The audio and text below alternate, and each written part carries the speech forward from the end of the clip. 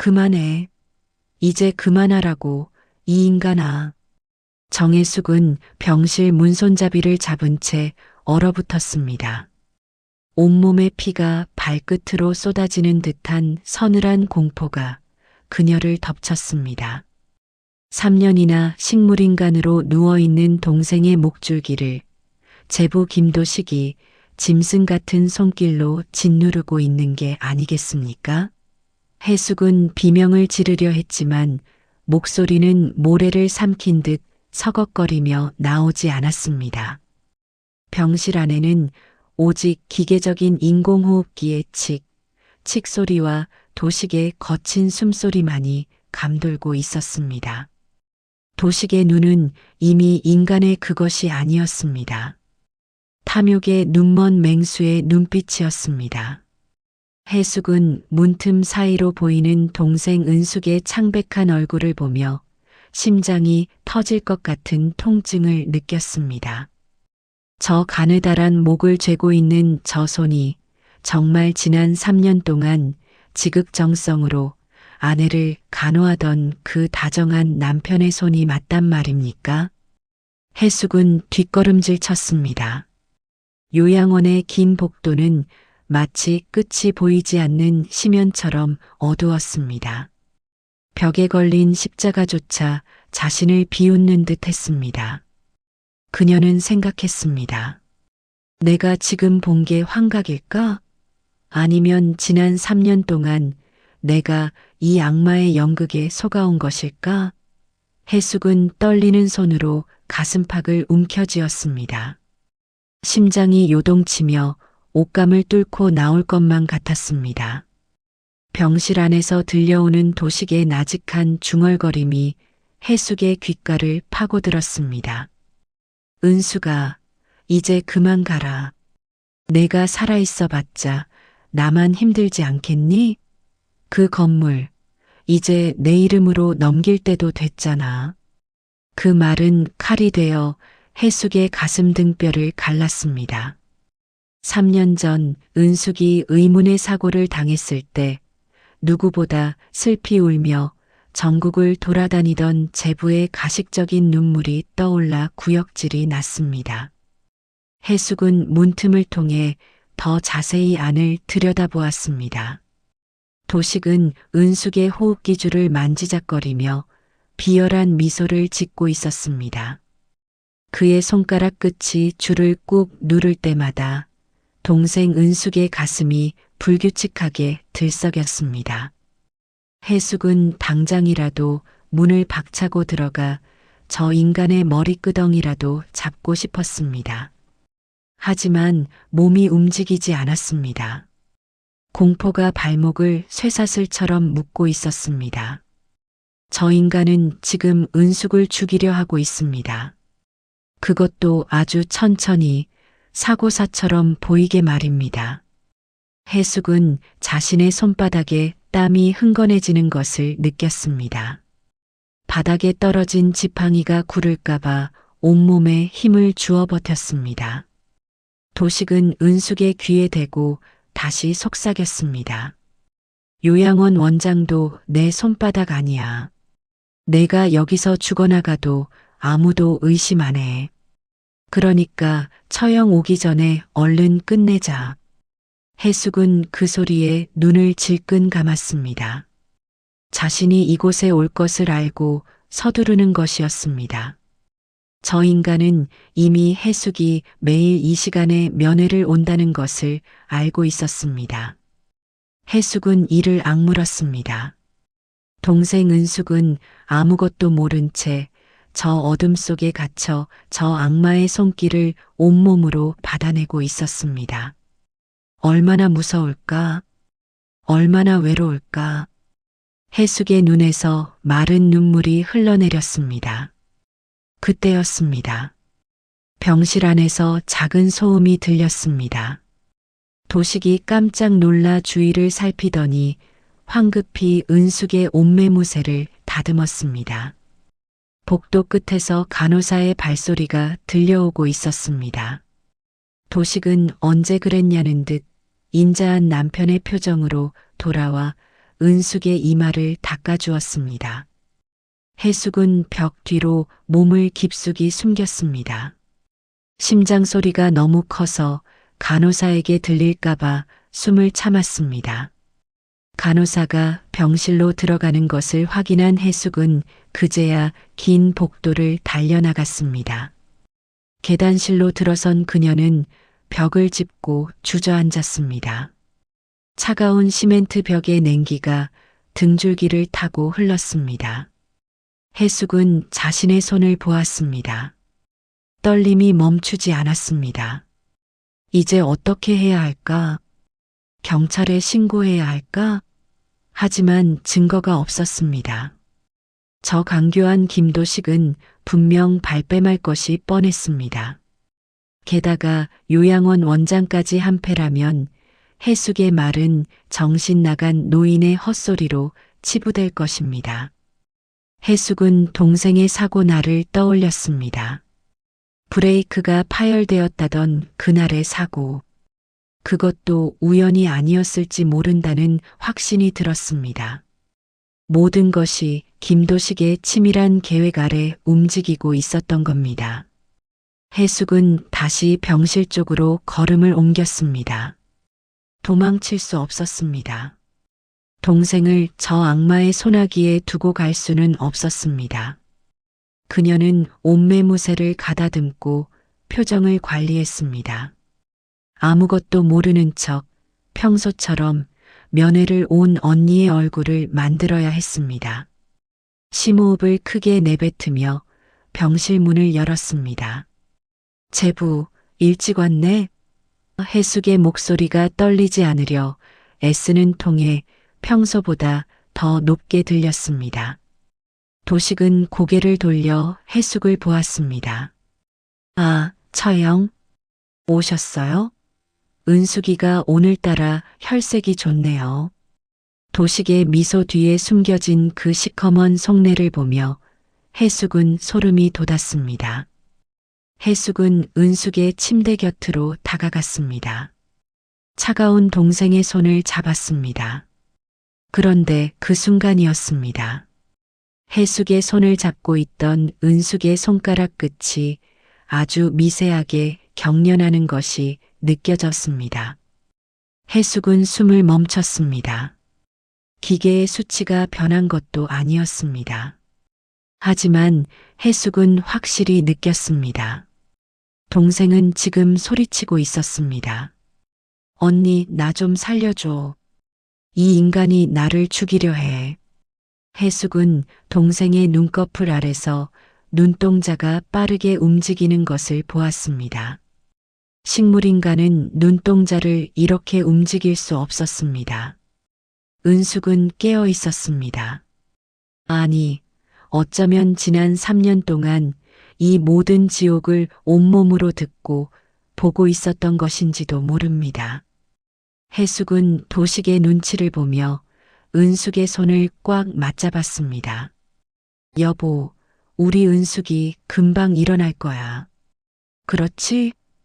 도식은 해숙의 어깨에 손을 얹었습니다. 그 두툼한 손길이 해숙에게는 뱀의 다리처럼 느껴졌습니다. 그럼요, 처형. 제가 끝까지 지킬 겁니다. 도식의 목소리가 병실을 울렸습니다. 해숙은 은숙의 귀에 입술을 대고 싶었지만 참았습니다. 도식은 의심이 많은 사람이었습니다.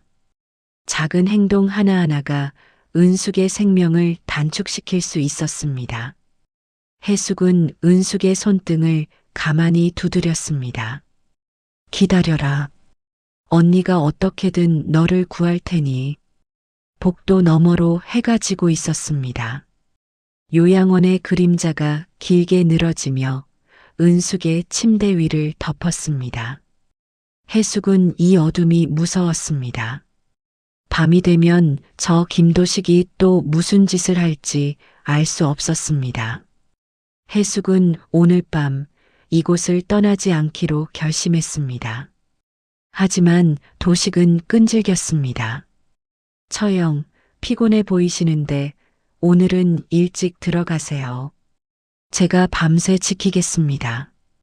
그 말이 해숙에게는 사형 선고처럼 들렸습니다. 내가 가면 은숙은 죽는다.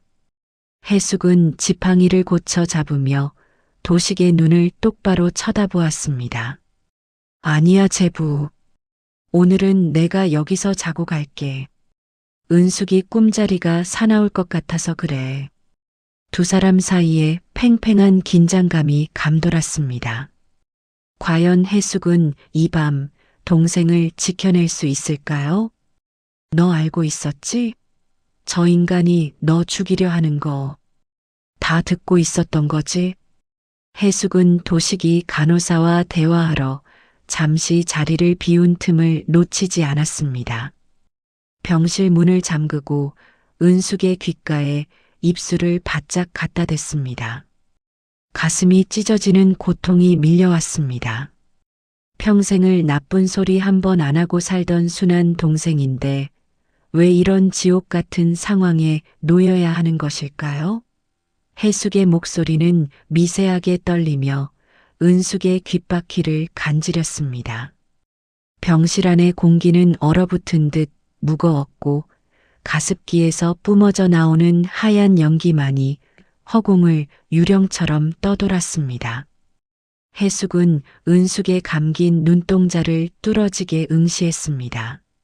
만약 동생이 의식이 있다면 이 지독한 어둠 속에서 얼마나 외롭고 무서웠을지 상상조차 하기 싫었습니다.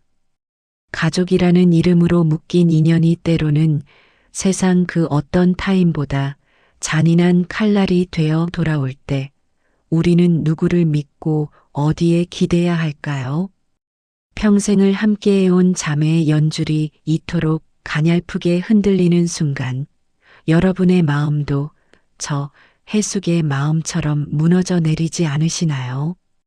해숙은 은숙의 손바닥에 손가락으로 글자를 써내려갔습니다.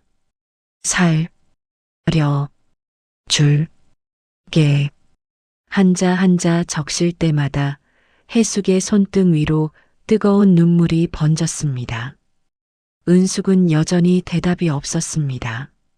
그저 기계가 내는 단조로운 소음만이 병실을 메울 뿐이었습니다. 해숙은 절망했습니다. 자신이 본 눈꺼풀의 떨림이 그저 간병에 지친 자신의 착각이었을지도 모른다는 생각이 들었습니다. 그녀는 동생의 가슴에 얼굴을 묻고 흐느꼈습니다. 미안하다, 은숙아. 언니가 너무 늦게 알아서 정말 미안해. 해숙은 은숙의 마른 가슴에서 느껴지는 미약한 박동에 매달렸습니다. 그때였습니다. 해숙의 손을 잡고 있던 은숙의 차가운 손에 갑자기 힘이 들어갔습니다. 아주 미세하지만 분명한 움직임이었습니다. 은숙의 손가락이 해숙의 손등을 꽉 쥐더니 이내 으스러질 듯 힘을 주었습니다. 해숙은 소스라치게 놀라 고개를 들었습니다. 은숙의 감겨있던 눈꺼풀이 서서히 아주 천천히 들어 올려지고 있었습니다. 그리고 마침내 드러난 눈동자. 그것은 초점 없는 식물인간의 눈이 아니었습니다. 형형하게 빛나는 공포와 살고자 하는 갈망이 뒤섞인 인간의 눈이었습니다. 해숙은 그 눈을 보는 순간 숨이 턱 막혔습니다. 은숙의 입술이 파르르 떨리며 아주 작은 목소리가 새어나왔습니다. 언니. 그 짧은 한마디는 병실 안의 정적을 산산조각 냈습니다. 해숙은 심장이 멎는 것 같았습니다. 3년 만에 듣는 동생의 목소리였습니다. 비록 갈라지고 작았지만 그것은 분명 은숙의 것이었습니다. 은숙은 눈동자를 굴려 병실 문 쪽을 가리켰습니다. 그리고는 다시 눈을 감고 식물인간 연기에 들어갔습니다. 문 밖에서 도식의 구두 소리가 다시 들려오고 있었기 때문입니다. 해숙은 황급히 눈물을 닦고 일어섰습니다. 이제 상황은 바뀌었습니다. 동생은 살아 있었습니다. 은숙의 눈동자에는 말로 다할 수 없는 공포가 서려 있었습니다. 제부가 자신을 죽이려 한다는 사실을 알고 살기 위해 3년 동안 눈을 감고 죽은 듯 지냈던 겁니다. 그 모진 세월을 홀로 견뎠을 동생을 생각하니 해숙의 창자가 끊어지는 것 같았습니다. 매일 밤 도식이 옆에서 속삭였을 그 살 떨리는 협박들을 은숙은 고스란히 듣고 있었던 겁니다. 해숙은 주먹을 불끈 쥐었습니다. 이제 언니가 왔으니 괜찮다. 해숙은 마음속으로 수천 번을 되뇌었습니다. 도식의 발소리가 문 앞에서 멈췄습니다. 해숙은 재빨리 병실 문잠금 장치를 풀었습니다. 도식이 문을 열고 들어왔습니다. 그의 손에는 커피 2잔이 들려 있었습니다. 처형, 웬 문을 잠그고 그러세요? 깜짝 놀랐네. 도식의 눈이 가늘게 떨렸습니다. 의심의 씨앗이 움트는 소리가 해숙의 귀에는 들리는 듯 했습니다. 해숙은 자연스럽게 웃어 보였습니다. 아유, 바람이 자꾸 문을 열길래 잠시 걸어뒀어. 이제 나도 가봐야겠네. 해숙은 가방을 챙겼습니다. 지금 당장 은숙을 데리고 나갈 수는 없었습니다. 요양원의 감시와 도식의 집요함을 따돌릴 치밀한 계획이 필요했습니다. 해숙은 병실을 나서며 은숙을 한 번 더 쳐다보았습니다. 은숙은 다시 평소처럼 미동도 없는 모습으로 돌아가 있었습니다. 하지만 해숙은 알고 있었습니다. 저 다친 눈꺼풀 뒤에서 동생이 얼마나 간절하게 자신을 기다리고 있을지를 말입니다. 요양원 복도를 걸어 나오며 해숙은 주변을 살폈습니다. 곳곳에 설치된 CCTV, 무표정한 간호사들, 그리고 산속 깊이 고립된 요양원의 위치까지. 이곳은 치료를 위한 공간이 아니라 은숙을 가둔 거대한 감옥이었습니다.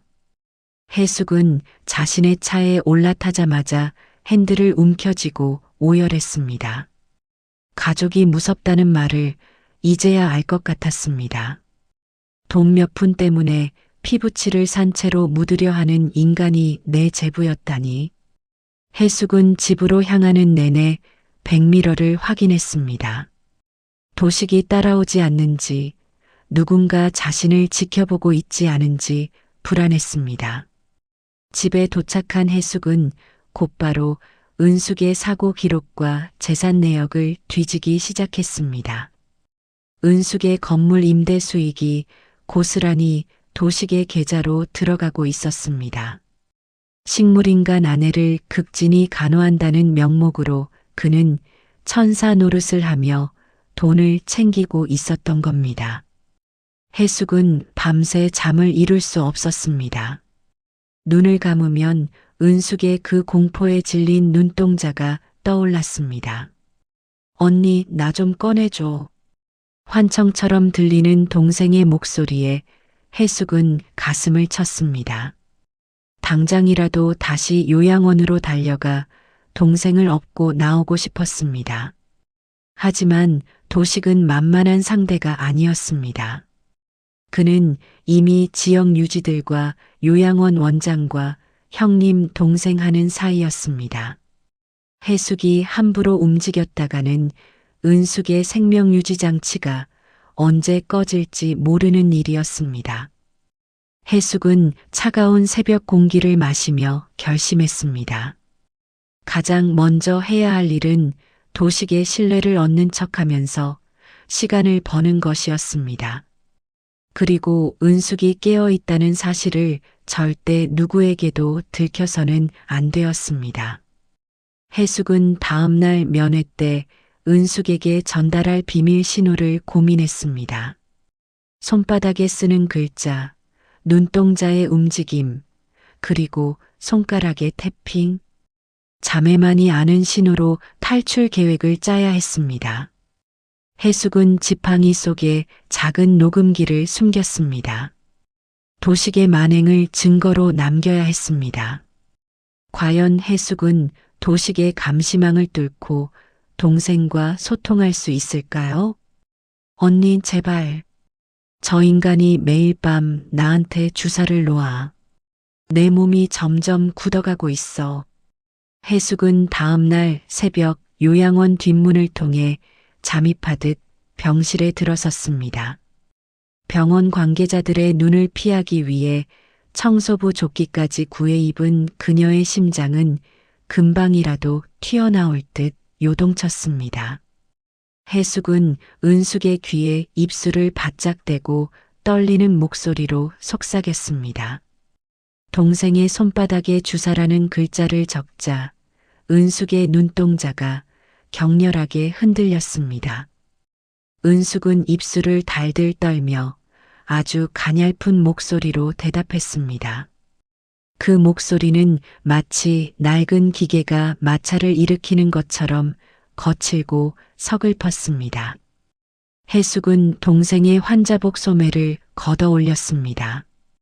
그곳엔 보랏빛 멍 자국들이 벌레가 기어가는 것처럼 촘촘히 박혀 있었습니다. 해숙은 그 멍 자국들을 보며 창자가 끊어지는 통증을 느꼈습니다.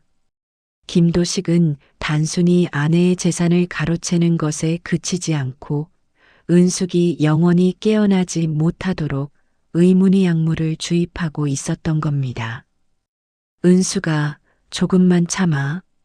언니가 다 준비하고 있어. 변호사도 만나고 아는 형사님한테도 연락해뒀다. 해숙의 거짓말은 동생을 안심시키기 위한 유일한 진통제였습니다. 사실 해숙에게는 그 어떤 도움의 손길도 없었습니다. 제부 도식이 이미 지역의 유력 인사들과 손을 잡고 해숙을 치매 기운이 있는 노인으로 몰아세우고 있었기 때문입니다. 해숙은 자신의 무력함에 눈물을 쏟았습니다.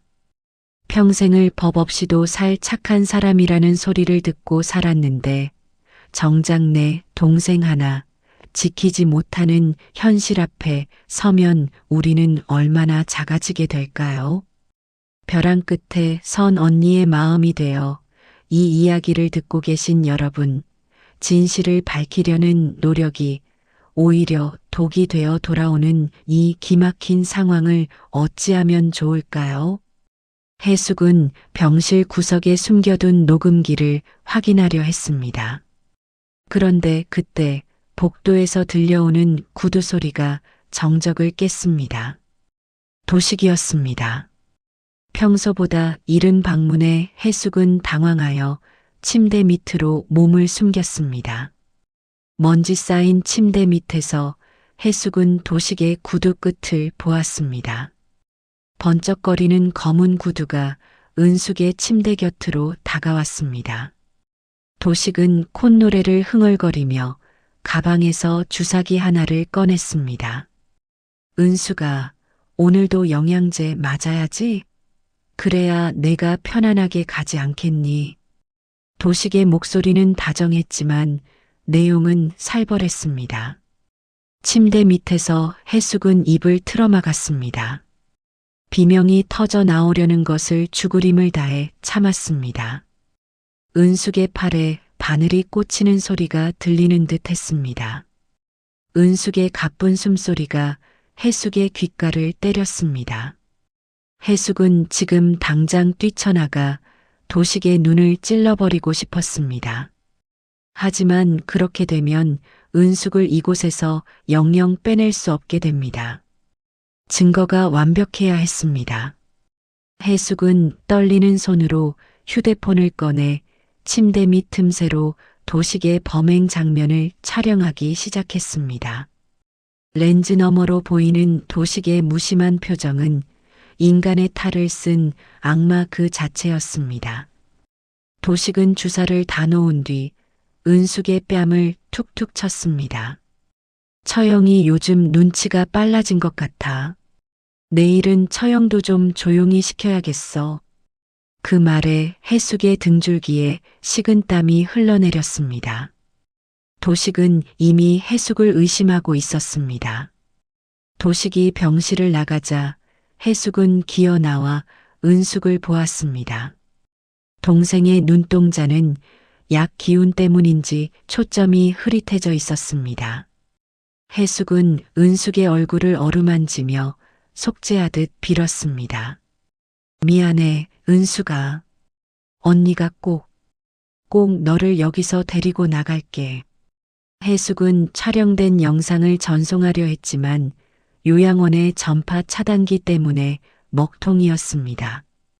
해숙은 요양원 밖으로 나가기 위해 복도로 나섰습니다. 그런데 복도 곳곳에 배치된 보안 요원들의 시선이 심상치 않았습니다.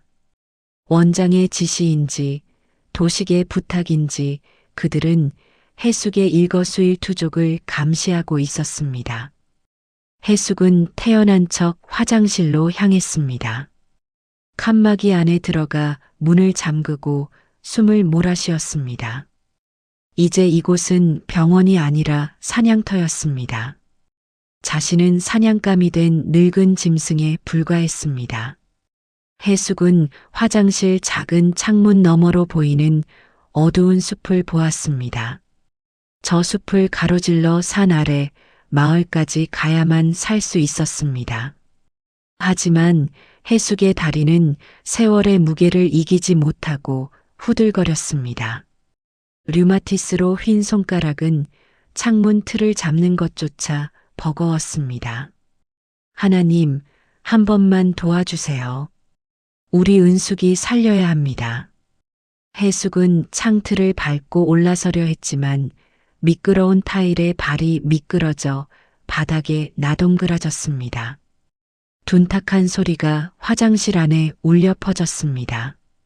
곧이어 밖에서 문을 두드리는 소리가 들렸습니다. 계십니까? 무슨 일이세요? 보안 요원의 목소리였습니다. 해숙은 급히 입을 막고 변기 뒤로 숨었습니다. 심장 소리가 너무 커서 화장실 전체가 울리는 것 같았습니다. 보안 요원은 마스터키로 문을 열고 들어왔습니다. 해숙은 숨을 죽인 채 그의 군화발을 지켜보았습니다. 그는 화장실 내부를 훑어보더니 투덜거리며 나갔습니다. 해숙은 그제야 바닥에 엎드려 오열했습니다. 자신의 초라함과 무능함이 뼈저리게 느껴졌습니다. 동생은 병실에서 서서히 죽어가고 있는데 자신은 이 좁은 칸막이 안에서 떨고만 있다니. 해숙은 다시 지팡이를 짚고 일어섰습니다. 여기서 무너지면 은숙의 생명은 오늘 밤으로 끝일지도 모릅니다. 해숙은 화장실을 나와 당당하게 정문으로 향했습니다. 정문 앞에는 도식이 차에 기댄 채 담배를 피우고 있었습니다. 그는 해숙을 보자 비열한 미소를 지으며 다가왔습니다. 처형, 벌써 가시게요? 제가 모셔다 드릴게요. 그 말은 친절이 아니라 감금의 선언이었습니다. 해숙은 도식의 차에 올라탈 수밖에 없었습니다. 차 안은 침묵으로 가득 찼고 도식이 켜놓은 라디오에서 흘러나오는 구슬픈 트로트 가락만이 해숙의 마음을 갈기갈기 찢어놓았습니다. 도식은 백미러로 해숙을 관찰하며 물었습니다. 처형, 은숙이가 혹시 무슨 말이라도 하던가요? 해숙은 손톱이 살을 파고들 정도로 주먹을 꽉 쥐었습니다. 식물인간이 무슨 말을 해? 그냥 내 마음이 답답해서 혼잣말 좀 한 거지. 해숙은 최대한 덤덤하게 대답했습니다. 도식은 낮게 웃었습니다. 그 웃음소리가 마치 저승사자의 웃음처럼 들렸습니다. 해숙은 가방 속에 휴대폰을 꽉 쥐었습니다. 이 안에 든 영상이 세상 밖으로 나가는 순간 도식은 끝장날 것입니다. 하지만 도식은 이미 해숙의 가방을 뚫어지게 쳐다보고 있었습니다. 처형 가방이 무거워 보이는데 제가 좀 들어다 드릴까요? 도식의 손이 해숙의 가방으로 뻗어왔습니다. 해숙은 본능적으로 가방을 끌어안았습니다. 이 좁은 차 안에서 자매의 운명을 건 소리 없는 전쟁이 다시 시작되고 있었습니다. 언니 제발. 저 인간이 매일 밤 나한테 주사를 놓아. 내 몸이 점점 굳어가고 있어. 해숙은 다음날 새벽 요양원 뒷문을 통해 잠입하듯 병실에 들어섰습니다. 병원 관계자들의 눈을 피하기 위해 청소부 조끼까지 구해 입은 그녀의 심장은 금방이라도 튀어나올 듯 요동쳤습니다.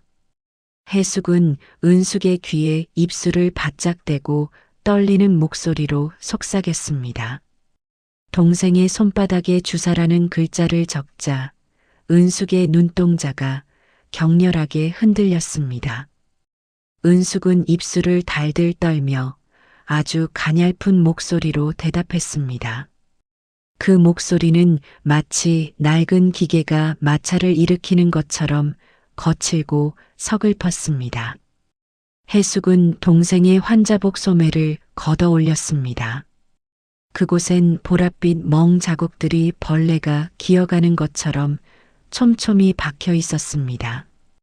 해숙은 그 멍 자국들을 보며 창자가 끊어지는 통증을 느꼈습니다.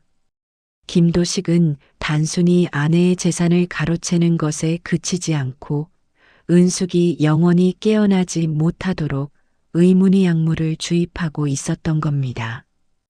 은숙아, 조금만 참아. 언니가 다 준비하고 있어.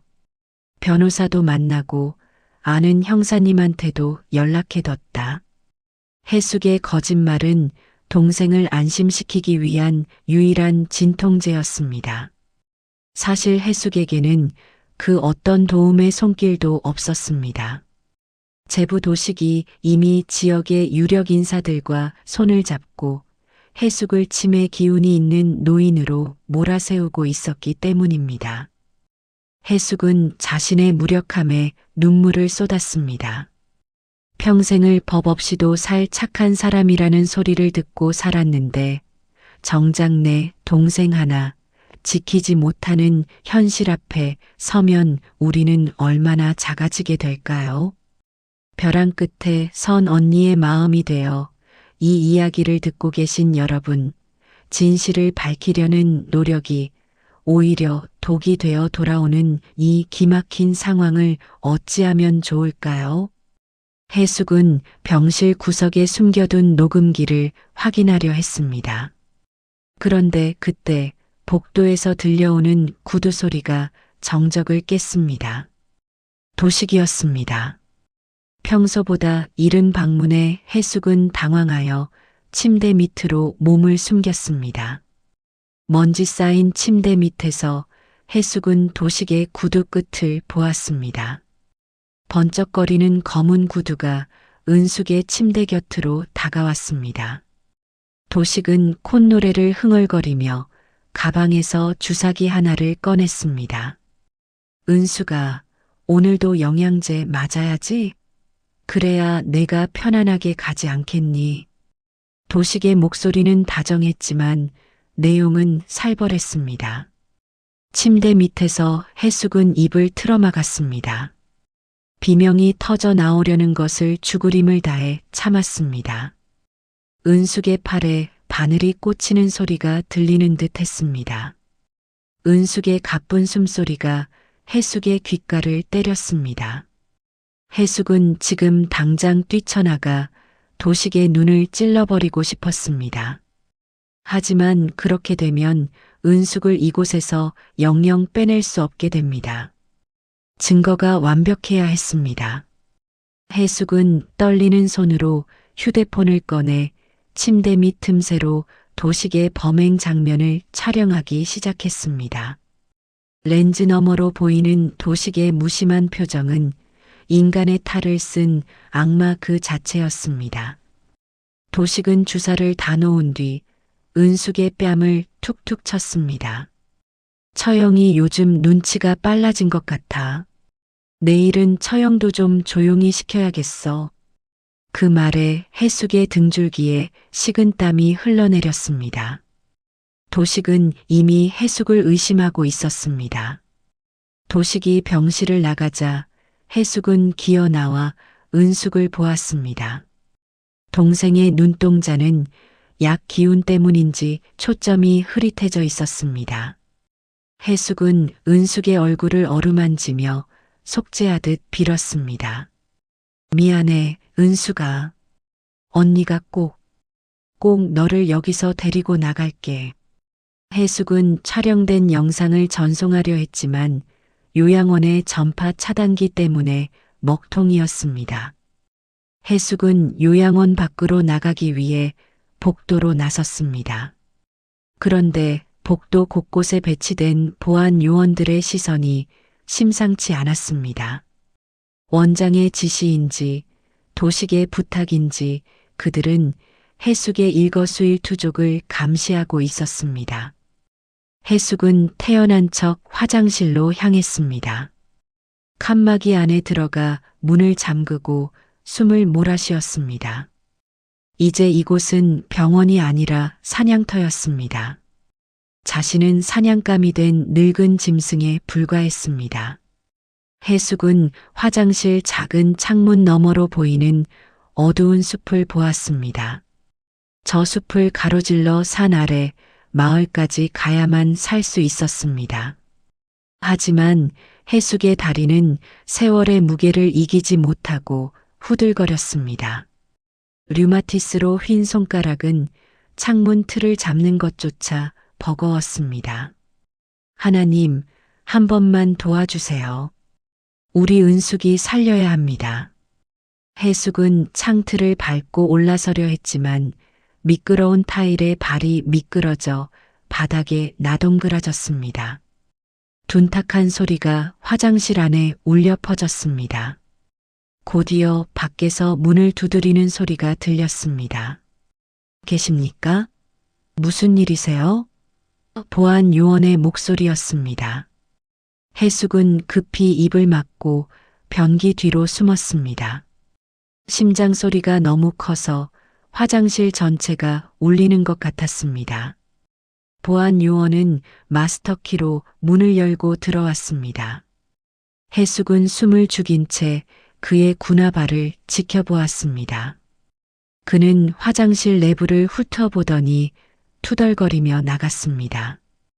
해숙은 그제야 바닥에 엎드려 오열했습니다. 자신의 초라함과 무능함이 뼈저리게 느껴졌습니다. 동생은 병실에서 서서히 죽어가고 있는데 자신은 이 좁은 칸막이 안에서 떨고만 있다니. 해숙은 다시 지팡이를 짚고 일어섰습니다. 여기서 무너지면 은숙의 생명은 오늘 밤으로 끝일지도 모릅니다. 해숙은 화장실을 나와 당당하게 정문으로 향했습니다. 정문 앞에는 도식이 차에 기댄 채 담배를 피우고 있었습니다. 그는 해숙을 보자 비열한 미소를 지으며 다가왔습니다. 처형, 벌써 가시게요? 제가 모셔다 드릴게요. 그 말은 친절이 아니라 감금의 선언이었습니다. 해숙은 도식의 차에 올라탈 수밖에 없었습니다. 차 안은 침묵으로 가득 찼고 도식이 켜놓은 라디오에서 흘러나오는 구슬픈 트로트 가락만이 해숙의 마음을 갈기갈기 찢어놓았습니다. 도식은 백미러로 해숙을 관찰하며 물었습니다. 처형, 은숙이가 혹시 무슨 말이라도 하던가요? 해숙은 손톱이 살을 파고들 정도로 주먹을 꽉 쥐었습니다. 식물인간이 무슨 말을 해? 그냥 내 마음이 답답해서 혼잣말 좀 한 거지.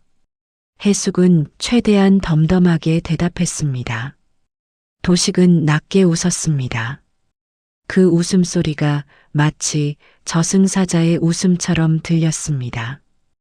해숙은 가방 속에 휴대폰을 꽉 쥐었습니다. 이 안에 든 영상이 세상 밖으로 나가는 순간 도식은 끝장날 것입니다. 하지만 도식은 이미 해숙의 가방을 뚫어지게 쳐다보고 있었습니다. 처형 가방이 무거워 보이는데 제가 좀 들어다 드릴까요?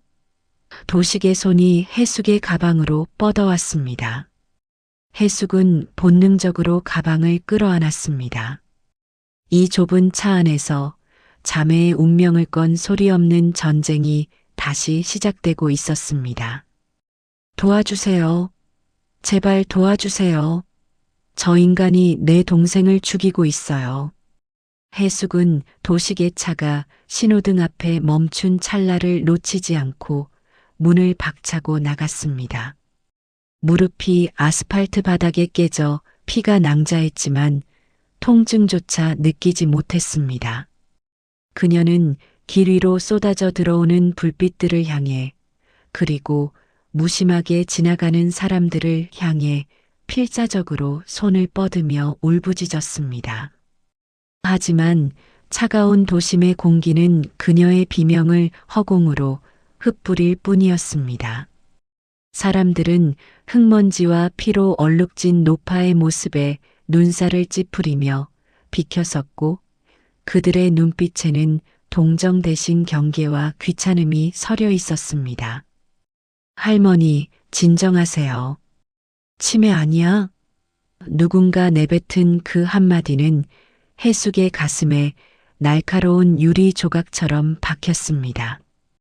뒤쫓아온 도식은 능숙하게 해숙의 어깨를 감싸 안으며 주변 사람들에게 인자한 표정으로 고개를 숙였습니다.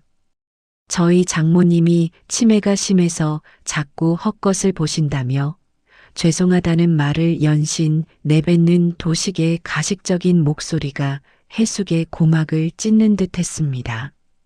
사람들은 오히려 효심 깊은 사위를 동정 어린 눈으로 바라보며 자리를 떠났고 해숙은 가장 믿었던 세상이라는 벽에 부딪혀 자신의 진실이 한낱 노망난 노인의 헛소리로 전락하는 첫 번째 무너짐을 맛봐야 했습니다. 도식은 해숙을 차 뒷좌석에 거칠게 밀어넣으며 본색을 드러냈습니다. 차 안의 온도는 순식간에 영하로 떨어지는 듯했고 해숙은 공포에 질려 경찰서로 향해달라고 소리쳤습니다. 천신만고 끝에 도착한 경찰서의 딱딱한 의자에 앉아 해숙은 떨리는 손으로 휴대폰을 내밀었습니다. 자신이 침대 밑에서 목숨 걸고 촬영한 그 영상만이 동생을 구할 유일한 동아줄이었습니다. 하지만 담당 경찰관의 표정은 영상을 확인하는 내내 미동도 없었습니다. 아니, 정확히는 영상 자체가 존재하지 않았습니다. 도식이 차 안에서 해숙의 가방을 뺏으려던 찰나 이미 원격 제어 앱을 통해 휴대폰의 모든 데이터를 초기화해버린 것이었습니다. 할머니 영상도 없고 아무 증거도 없는데 이러시면 곤란합니다. 가족 간의 재산 다툼에 저희가 일일이 개입하기는 힘들어요. 경찰관의 무심한 대답은 해숙이 붙잡고 있던 마지막 이성의 끈을 끊어놓았습니다. 법과 정의조차 돈과 권력을 가진 도식의 편에 서서 자신을 조롱하는 것만 같은 두 번째 절망 앞에서 해숙은 경찰서 계단에 주저앉아 밤하늘을 보며 목 놓아 통곡했습니다. 다음 날 새벽 해숙은 퉁퉁 부은 눈을 비비며 다시 요양원으로 향했습니다.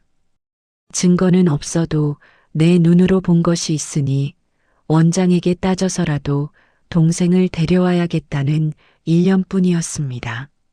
하지만 요양원의 거대한 철문은 해숙의 앞을 완강하게 가로막았습니다. 보호자 김도식 씨의 요청으로 정혜숙 씨의 면회를 전면 금지합니다. 직원의 차가운 통보는 해숙의 심장에 사형 선고를 내리는 것과 다름없었습니다.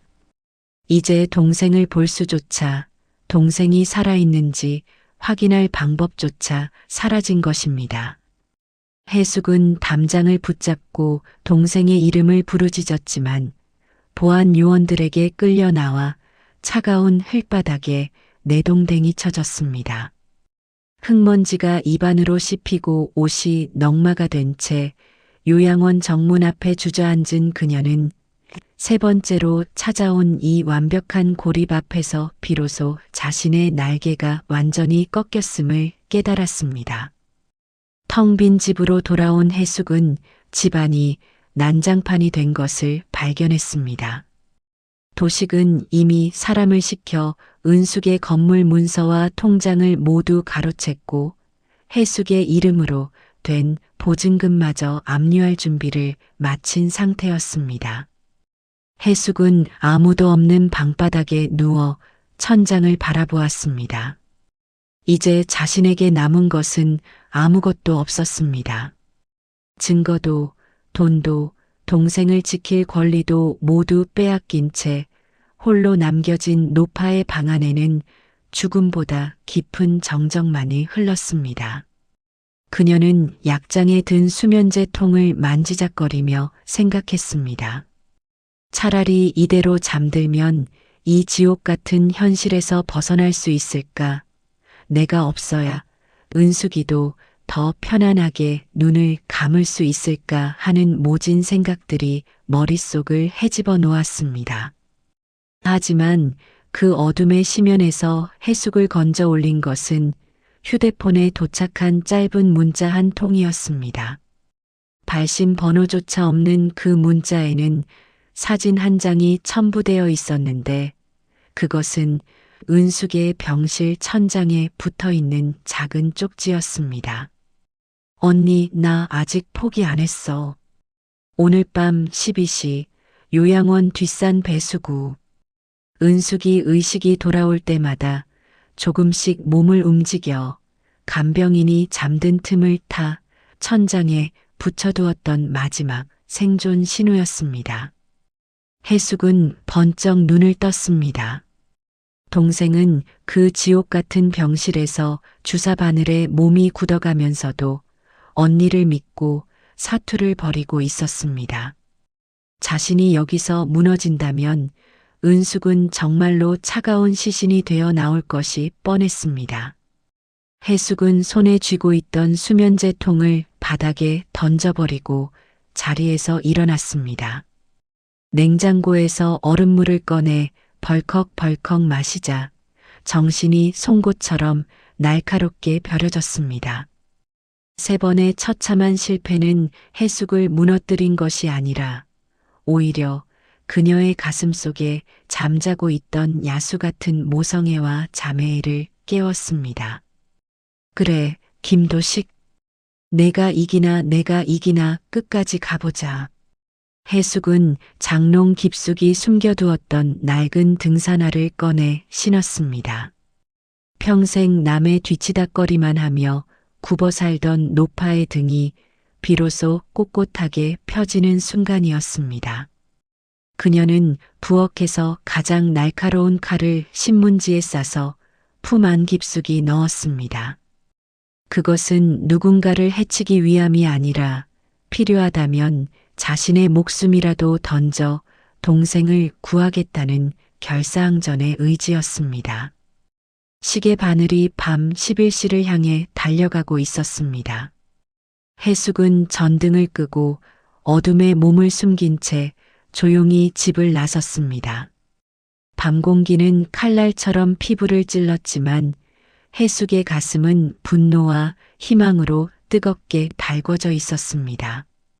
그녀는 버스 대신 택시를 잡아 요양원 근처 외딴 마을에서 내렸습니다.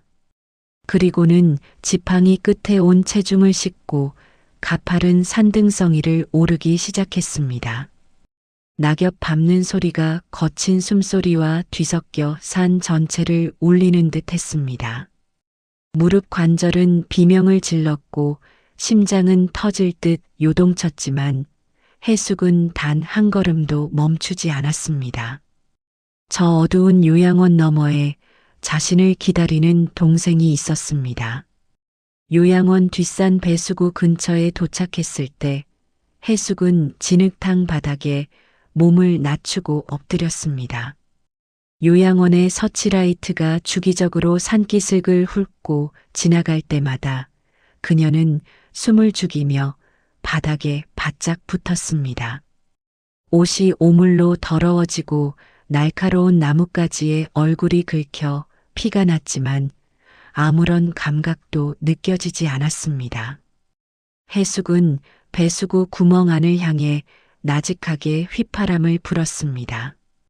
어린 시절 동네 골목에서 숨바꼭질하며 은숙을 찾을 때 불렀던 우리 자매만의 고유한 신호였습니다. 정적을 깨고 배수구 깊은 안쪽에서 무언가 긁히는 듯한 소리가 들려왔습니다.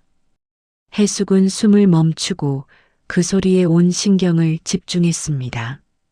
쇠사슬이 끌리는 듯한 무거운 소리, 그리고 억눌린 고통이 섞인 신음이 배수구를 타고 흘러나왔습니다. 해숙은 배수구를 막고 있는 두꺼운 철망을 붙잡고 온 힘을 다해 당겼습니다. 하지만 녹슨 철망은 노파의 가냘픈 힘으로는 꿈쩍도 하지 않았습니다. 해숙은 주변의 큼지막한 돌멩이를 집어들어 철망의 경첩 부분을 내리치기 시작했습니다. 깡, 깡, 쇳소리가 밤 공기를 가르며 울려 퍼졌습니다. 경비원들에게 들릴까 두려웠지만 지금 멈추면 모든 것이 끝이었습니다. 마침내 철망이 비틀거리며 열렸고 그 시커먼 구멍 안에서 은백색 환자복을 입은 형체가 서서히 기괴할 정도로 처절하게 기어 나왔습니다. 은숙이었습니다. 여보, 거기 있었네? 도망갈 거면 조금 더 멀리 갔어야지. 이제 숨바꼭질은 끝이야. 배수구 구멍에서 기어 나온 은숙의 몸은 차가운 얼음덩어리 같았습니다. 해숙은 피투성이가 된 동생을 끌어안고 산비탈을 구르듯 내려갔습니다. 동생의 환자복은 진흙과 오물로 얼룩져 있었고 약물 때문에 마비된 다리는 힘없이 땅을 질질 끌렸습니다. 해숙은 자신의 어깨를 은숙에게 내어주었습니다. 류마티스로 휘어버린 해숙의 허리가 비명을 질렀고 무릎 관절은 으스러질 듯한 통증을 내뱉었지만 그녀는 멈출 수 없었습니다. 뒤편 요양원에서 들려오는 날카로운 사이렌 소리와 사냥개들의 짖는 소리가 등 뒤를 바짝 추격해오고 있었기 때문입니다. 해숙은 어둠 속에서 오직 동생의 미약한 숨소리만을 나침반 삼아 가시던 불을 헤치고 나아갔습니다. 살을 파고드는 가시조차 느껴지지 않을 만큼 그녀의 정신은 오직 생존이라는 단어 하나에 고정되어 있었습니다. 산 아래 마을 초입에 다다랐을 때 갑자기 사방에서 눈을 찌르는 듯한 강렬한 불빛이 쏟아졌습니다. 해숙은 눈을 가리며 비틀거렸습니다. 불빛의 중심에서 검은 코트를 입은 도식이 천천히 걸어 나왔습니다. 그는 마치 이 모든 상황을 즐기고 있다는 듯 여유롭게 담배를 한 모금 빨아들였습니다. 처형, 내가 말했잖아. 좋게 말할 때 가만히 계시라고. 왜 이렇게 일을 크게 만드세요? 도식의 비열한 웃음소리가 밤 공기를 갈기갈기 찢어놓았습니다. 해숙은 은숙을 자신의 등 뒤로 숨기며 품 안에 부엌칼을 꺼내 들었습니다. 손이 덜덜 떨렸지만 그녀의 눈빛은 굶주린 어미 늑대처럼 번뜩였습니다. 이 악마 같은 놈, 내 동생 건드리면 나도 가만히 안 있어. 해숙의 외침은 절망적인 선전포고였습니다. 하지만 도식은 눈 하나 깜짝하지 않았습니다. 오히려 그는 주머니에서 리모컨 하나를 꺼내 들었습니다. 처형, 저기 은숙이 목 뒤를 한번 보실래요? 내가 오늘 아침에 특별한 걸 심어뒀거든요. 이 버튼 하나면 은숙이 심장은 영원히 멈춥니다. 이제 누가 이긴 것 같아요? 해숙은 경악하며 은숙의 뒷덜미를 보았습니다. 그곳엔 미세하게 깜빡이는 붉은 불빛이 피부 아래 심겨 있었습니다. 도식은 은숙의 생명줄을 기계적인 장치로 장악하고 있었던 겁니다. 이것이 해숙이 치러야 할 지독한 대가였습니다. 동생을 구하려 한 행동이 오히려 동생의 목숨을 담보로 한 인질극으로 변해버린 것입니다. 해숙은 칼을 든 손에서 힘이 빠져나가는 것을 느꼈습니다. 지옥 끝에서 동생을 끌어올렸다고 믿은 순간 더 깊은 나락으로 떨어지는 이 참담한 심경을 무엇으로 설명할 수 있을까요? 평생을 정직하게 살아온 언니가 동생의 생명을 위해 악마 앞에 무릎을 꿇어야 하는 이 순간, 여러분이라면 어떤 선택을 하시겠습니까? 해숙의 눈물이 진흙바닥을 적시는 소리가 마치 우리네 인생에 무너지는 소리처럼 들려오지 않으시나요? 도식은 해숙에게 다가와 칼을 빼서 바닥에 던졌습니다. 그리고는 해숙의 뺨을 가볍게 툭툭 쳤습니다. 그래요, 진작 이랬어야지. 이제 은숙이는 다시 요양원으로 갈 거고 처형은 정신병원으로 가실 거예요. 이게 우리 가족의 아름다운 마무리예요. 도식이 리모컨의 버튼에 손가락을 올리는 찰나였습니다. 갑자기 식물인간처럼 축 늘어져 있던 은숙이 해숙의 어깨를 밀치고 앞으로 튀어나갔습니다. 은숙의 손에는 언제 챙겼는지 모를 날카로운 수술용 메스가 들려 있었습니다. 은숙은 약물로 굳어버린 다리를 이끌고 도식의 가슴팍으로 몸을 던졌습니다. 이 나쁜 놈아, 언니 건드리지 마. 은숙의 찢어지는 듯한 외침이 산을 울렸습니다. 도식은 당황하여 뒤로 넘어졌고 리모컨이 바닥을 굴러 숲속으로 사라졌습니다. 은숙은 도식의 목덜미를 움켜쥐고 그동안 쌓인 모든 한을 쏟아내듯 메스를 휘둘렀습니다. 하지만 도식은 금세 전열을 가다듬고 은숙의 손목을 비틀어 압박했습니다. 인연이 감히. 도식이 은숙의 얼굴을 내리치려는 순간 해숙이 바닥에 떨어진 돌멩이를 집어들어 도식의 머리를 내리쳤습니다. 둔탁한 소리와 함께 도식의 이마에서 붉은 피가 터져 나왔습니다. 세 사람은 진흙탕 속에서 뒤엉켜 사투를 벌였습니다.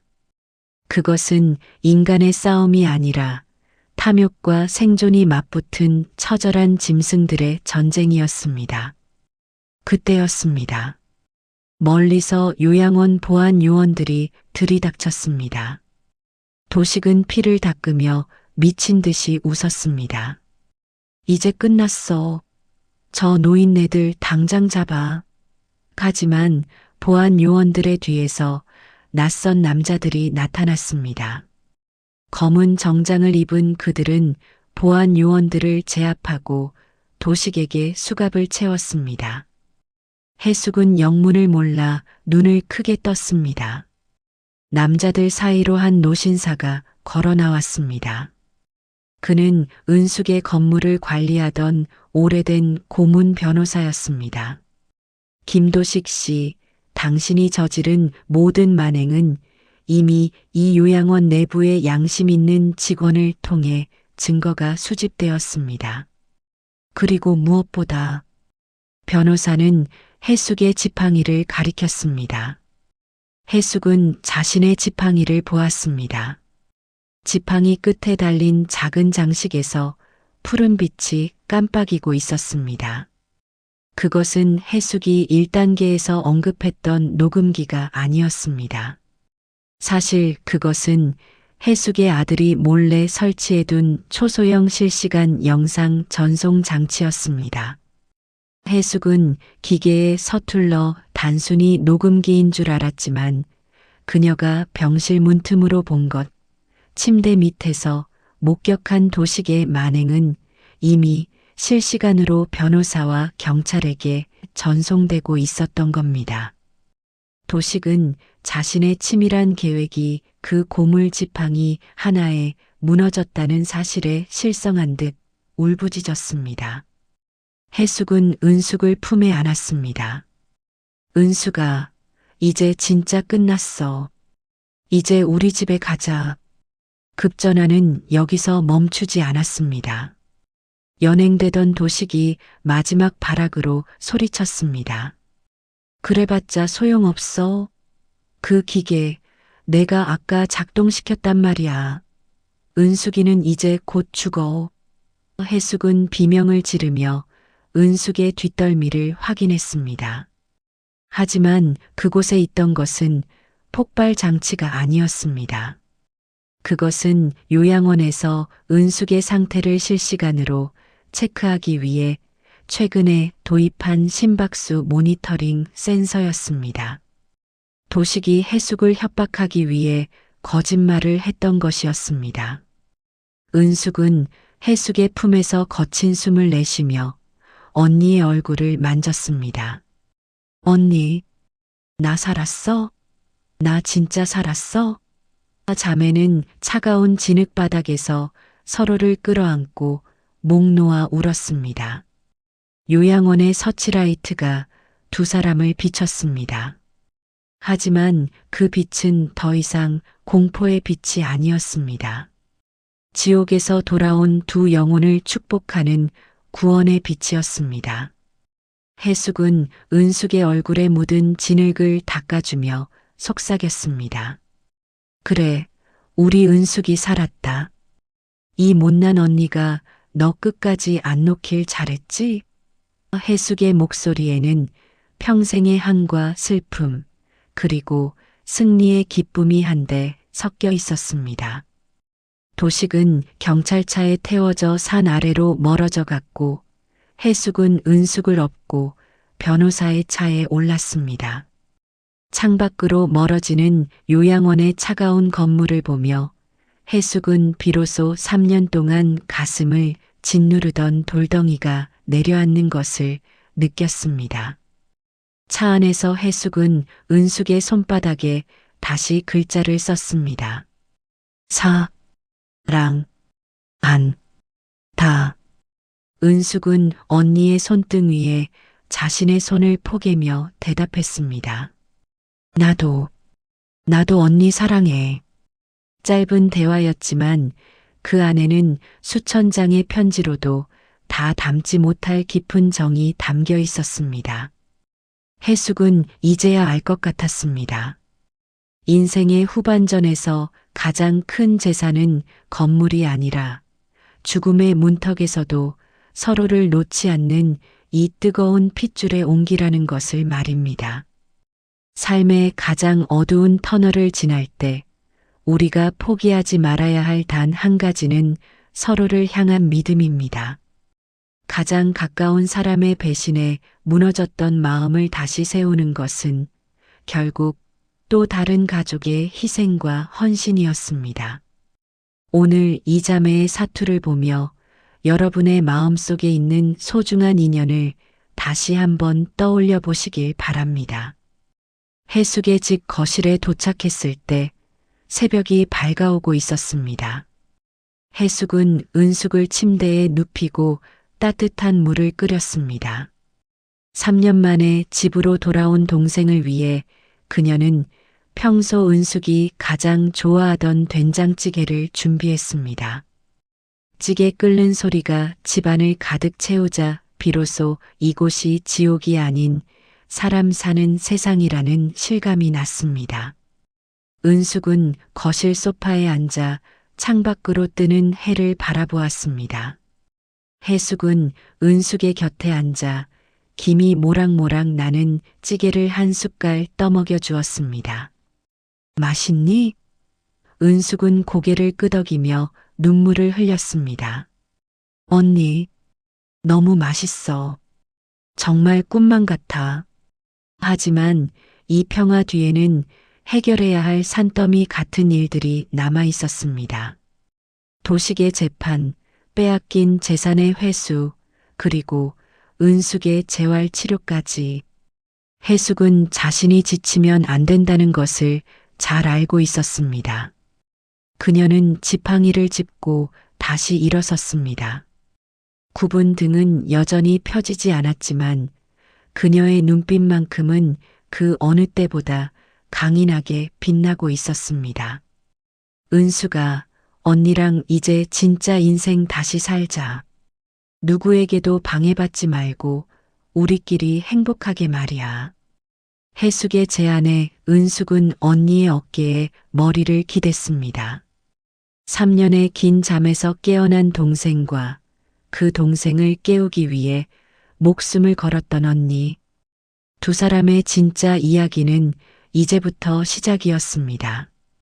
언니, 나 이제 소독약 냄새 말고 사람 사는 냄새가 나. 꿈은 아니지?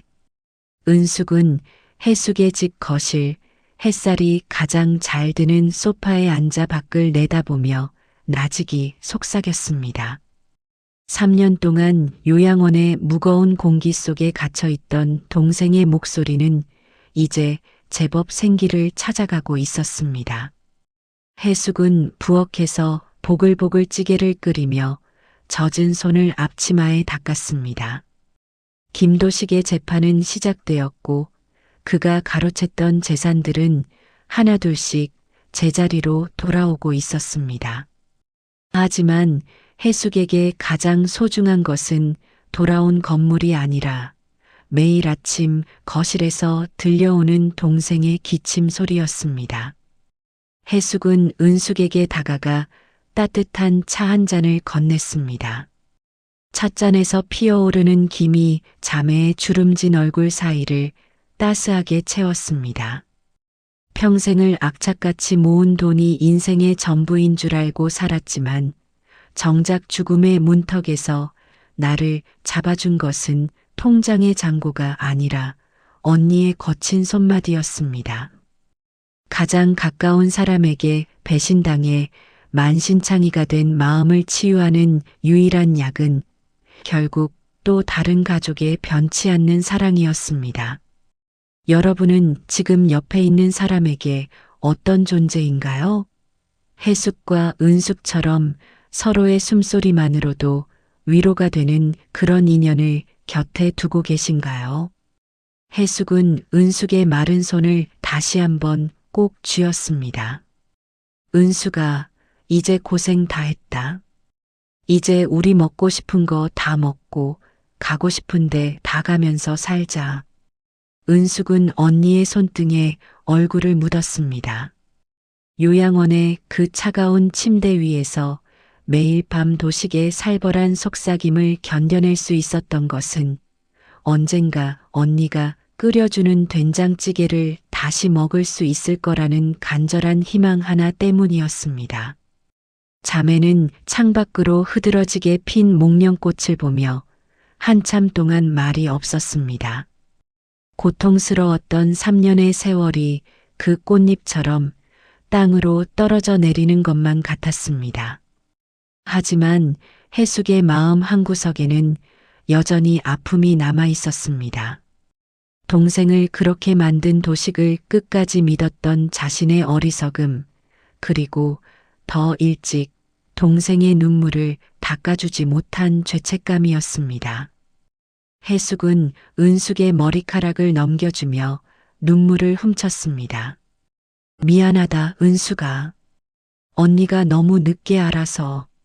내가 그 지옥에서 얼마나 무서웠을지 생각하면 잠이 안 와. 은숙은 오히려 해숙의 손을 토닥였습니다. 아니야, 언니. 언니가 내 손 놓지 않았잖아. 그 배수구 철망 때리던 소리. 나한테는 천사들의 노래소리 같았어. 자매는 그날 이후로 서로의 곁을 잠시도 떠나지 않았습니다. 해숙은 은숙의 재활 치료를 위해 매일 같이 산책을 나갔고 은숙은 언니의 굽은 등을 어루만지며 함께 걸었습니다. 요양원의 보안 요원들이 아닌 동네 사람들의 따뜻한 인사가 그들을 반겼습니다. 해숙은 지팡이를 짚은 채 은숙의 부축을 받으며 천천히 하지만 아주 단단하게 대지를 딛고 일어섰습니다. 인생의 후반전에서 그들이 찾은 것은 화려한 성공이 아니라 서로의 체온을 나누며 걷는 이 평범한 일상의 축복이었습니다. 언니, 나 이제 정말 은숙이로 돌아온 것 같아. 언니 동생 정은숙으로 말이야. 해숙은 은숙과 함께 3년 만에 처음으로 부모님의 산소를 찾았습니다.